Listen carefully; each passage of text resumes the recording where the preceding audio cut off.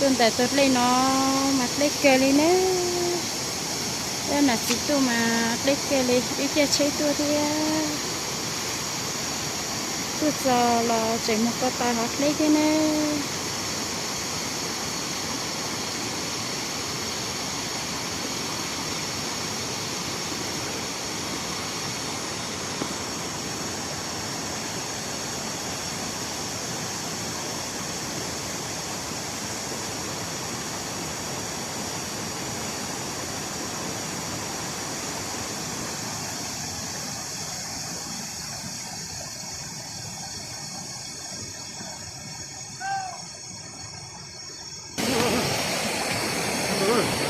tan tóc kìa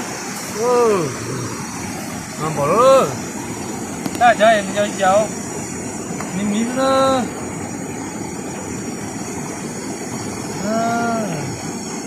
làm gần chê đó cho nó là chê đó chê lấy lát tùy đó nó ở trong đó đó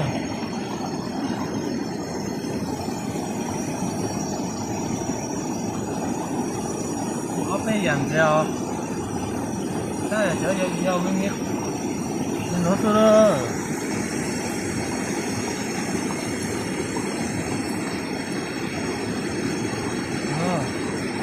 tiếp tục nói lại rằng đó nữa ô ô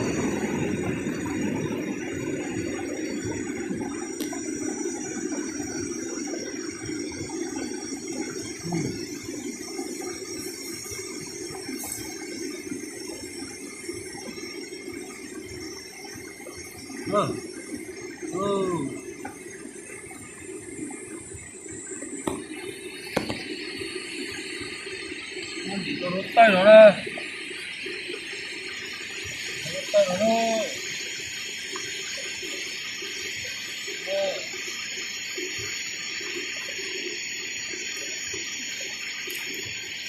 cho bỏ nó cái nó à mà bỏ nó thôi bỏ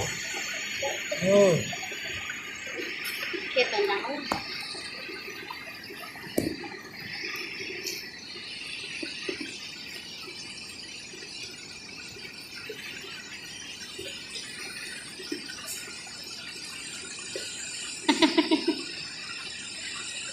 tuần đàn tay non chạy lên nó là con gì đâu cả được chưa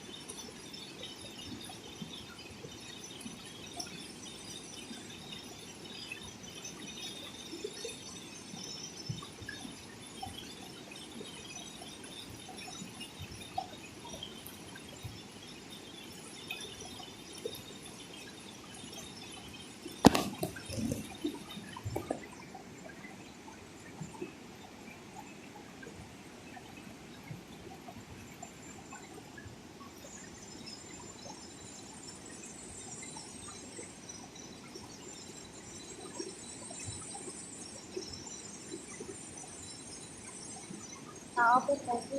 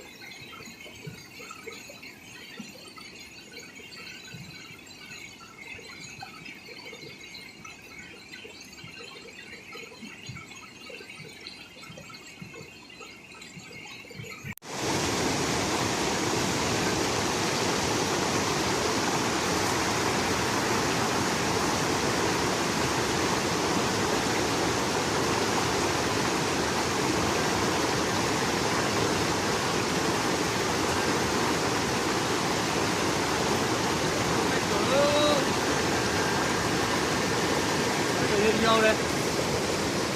Ừ. Trên trên đánh. Trên để đánh cô. Chứ còn chế đó.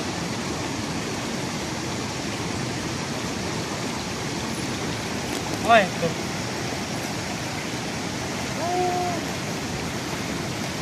Chắc rồi. Nhưng mà do nọ thì là tôi đỡ tuần chế nó cho ổn nào. Ô sáng này là tôi đỡ sức rồi. Không dư.